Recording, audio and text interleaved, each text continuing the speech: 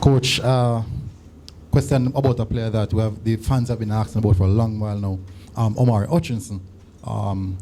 Question is, did he receive a call up or what's the latest update on OMARI HUTCHINSON since we haven't seen him now in a long while?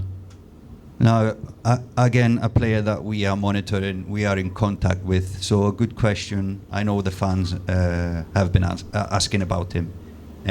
So we had, or I am in contact with the family. They said, as you remember, we're not hiding anything. They said that he wanted time before he wanted to come back to national team, because he is, and this time he said he wants to focus on the promotion fight, and after that he will take the step for the national team. But he's really now focused on getting the promotion for Ipswich. He wants to purely focus on that, and he feels like it's enough for him at the moment as a player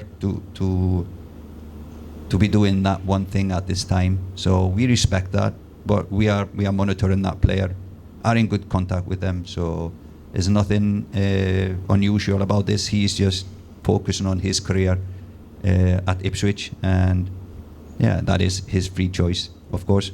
But like you saw in our 60-player squad, he was there.